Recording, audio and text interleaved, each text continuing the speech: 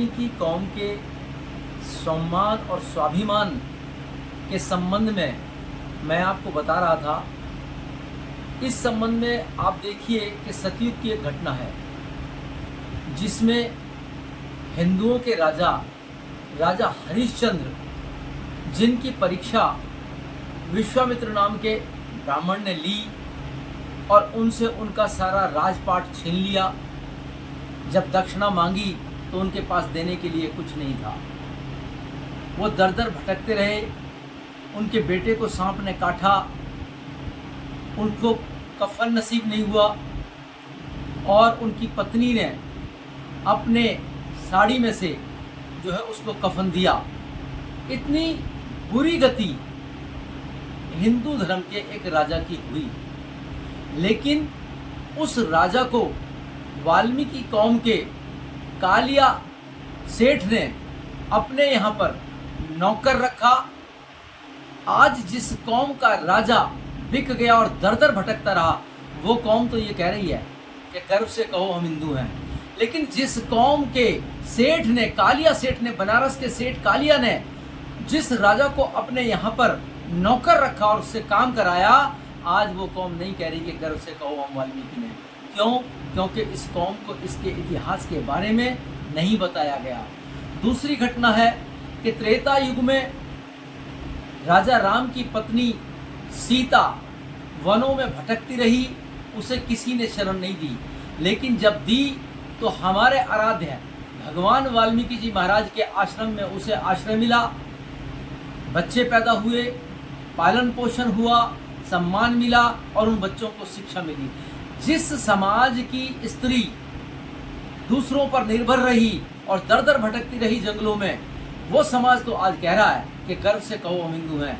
लेकिन जिस समाज के गुरु ने, जिस समाज के आराध्य ने उसे अपने यहाँ पर शरण पे रखा और उसे उन पर एहसान किया, आज वो वाल्मीकि समाज गर्व से नहीं कह रहा कि गर्व से कहो हम वाल्मीकि ने। क्यों? क्योंकि हमें हमारे इतिहास के बारे में ना हमारे साधुओं ने, ना हमारे संतों ने और ना हमारे नेताओं ने हमें बताया।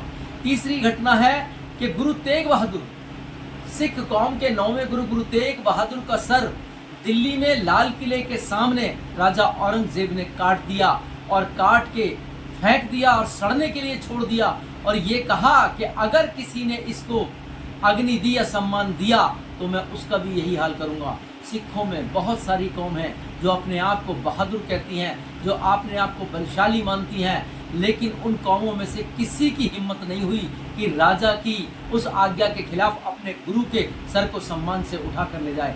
जब उठा कर ले गया तो आपकी कौम का, वाल्मीकि कौम का भाई जीवन सिंह, जिसे भाई जेता कहा गया, वो उठा कर ले गया और उसको सम्मान से जो है उसका संस्कार कराया। लेकिन आज सिखों में सिख कह रहे हैं कि गर्व से कहो हम सिख हैं, लेकिन वाल्मीकि कौम के लोग नहीं कह रहे क्योंकि उन्हें अपने इतिहास का नहीं पता।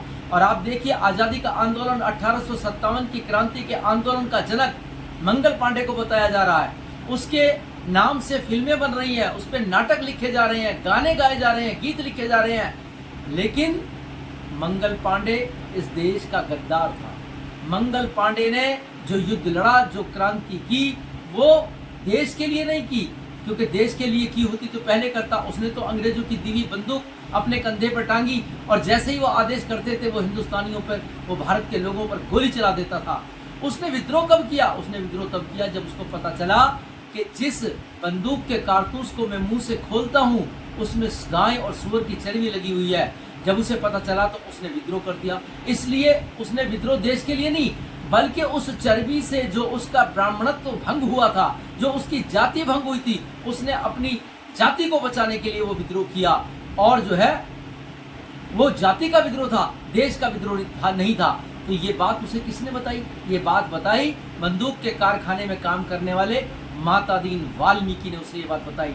लेकिन आज मंगल पांडे जो ब्राह्मण था, उसका समाज जागरूक था, वो अपने जीरो को भी हीरो कर लिया। लेकिन जो वास्तविकता में हीरो था, जिसने इस देश की आज़ादी का जनक था, माता दीन वाल्मीकि, उसका समाज सोया हुआ है, वो जागरूक नहीं है। इसलिए माता दीन को लोग भूल गए। तो साथियों, मेरा ये कहना था, ये कौम एक स्वाभिमानी कौम है हमें अपने स्वाभिमान को इसी तरह जिंदा रखना है और अपने स्वाभिमानी इतिहास को याद करके हमें आगे बढ़ना है। मैं आपको उदाहरण दूंगा, आप दुनिया में जितने भी भिखारी आपको मिलते हैं, आप उन भिखारियों को अगर वो 5 रुपए मांगता है, आप 20 रुपए दीजिए और उससे पूछिए कि वो किस धर्म का है, वो किसको मानता है। आपको राम के नाम पर मांगने वाले भिखारी मिलेंगे, कृष्ण के नाम पर भीख मांगने वाले मिलेंगे, ब्रह्मा विष्णु महेश साईं शेरा सब भीख मांगने वाले मिलेंगे, यहाँ तक कि अल्लाह के नाम पर भीख मांगने वाले मिलेंगे। लेकिन वाल्मीकि के नाम पर भीख मांगने वाला आपको आज तक भी एक भी व्यक्ति नहीं मिलेगा। यह हमारी कौम का सम्मान है। हम स्वाभिमान से जीने वाले व्यक्ति हैं, हम मेहनत करके जीने वाले व्यक्ति हैं, किसी पे बोझ बन के जीने वाले व्यक्ति नहीं है। लेकिन इस देश ने हमारी मेहनत को अनदेखा करा, उपेक्षित, इतिहास में हमें उपेक्षित किया गया। मेरी आप लोगों से ये गुजारिश है कि वाल्मीकि कौम को अपने इतिहास को जानना चाहिए और ऐसे कर्म करने चाहिए। आप देखिए कि दुनिया के देवी देवताओं को, दुनिया के भगवानों को आप देखिए, किसी के हाथ में तीर है, किसी के हाथ में भाला है, किसी के हाथ में छुरी है, किसी के हाथ में त्रिशूल है, किसी के हाथ में गदा है। लेकिन हमारे परमात्मा भगवान वाल्मीकि जी महाराज के हाथ में केवल कलम है। और कलम वो दुनिया का ऐसा औजार है जो फर्श पे बैठे हुए इंसान को अर्श यानी आसमान की ऊंचाइयों तक ले जा सकता है, क्योंकि शिक्षा ही वो शेरनी का दूध है जो जिसे इसे पिएगा वो दहाड़ेगा। ये बाबा साहब भीमराव अम्बेडकर ने कहा।